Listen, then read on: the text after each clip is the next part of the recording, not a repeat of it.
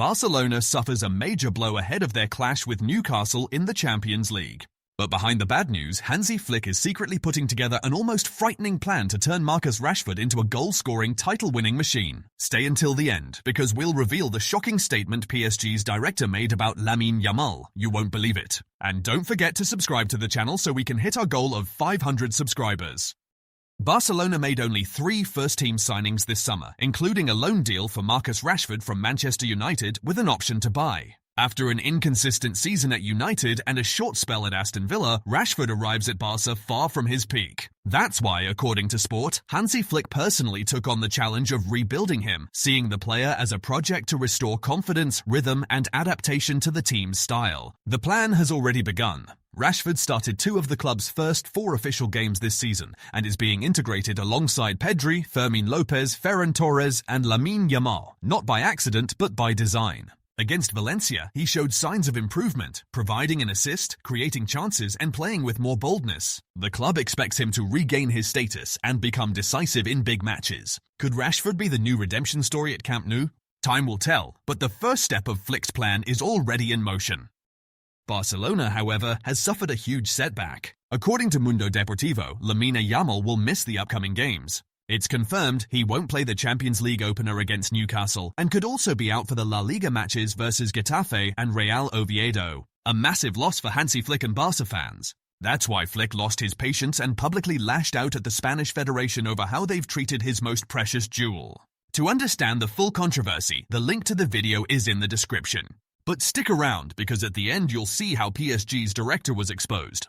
Deco also reacted to the Lamine controversy, siding with Hansi Flick. National team call-ups are always tricky. Players often come back injured. I agree with the coach. Communication and protocols need to improve. Footballers are under huge pressure, and we must do better. He's important to us and to the national team, and everyone has to be careful. International breaks are always long. Playing at home is always good playing at home again, said Barcelona's sporting director.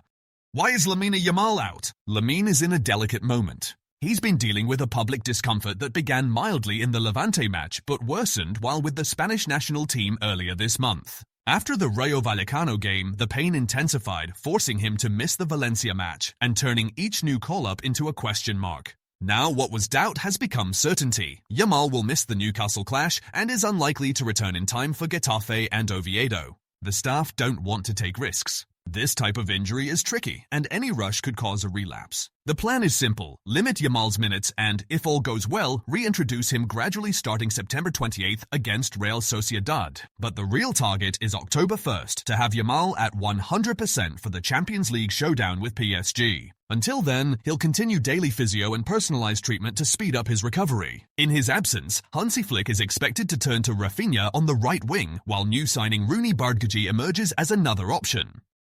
With the Ballon d'Or announcement coming September 22nd, anticipation is growing.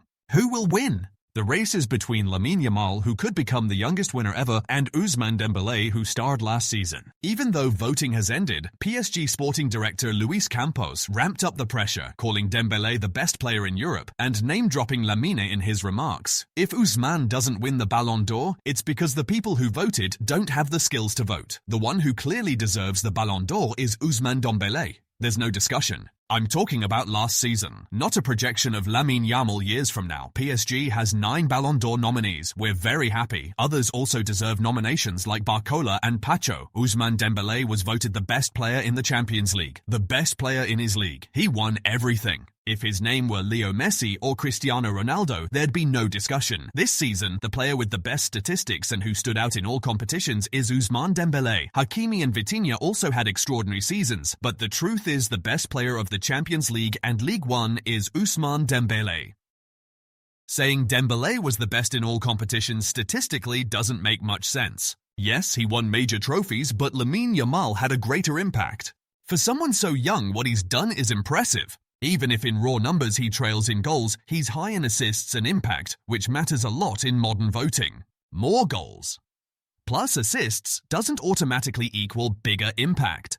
Decisive games, influence in big matches, consistency, versatility all count. Ligue 1 is a different competition with a lower overall level compared to La Liga, which may count for or against depending on how voters value strength of opposition or international visibility. Yamal, despite his age, had many headline moments which can weigh heavily. If voters value a story of resilience, young revelation, that helps Yamal.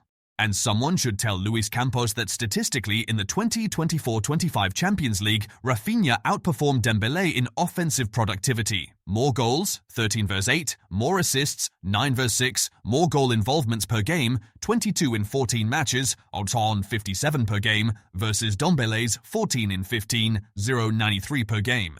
Rafinha was the competition's top scorer. So it makes no sense for Dembélé to be the Champions League MVP or the undisputed Ballon d'Or winner.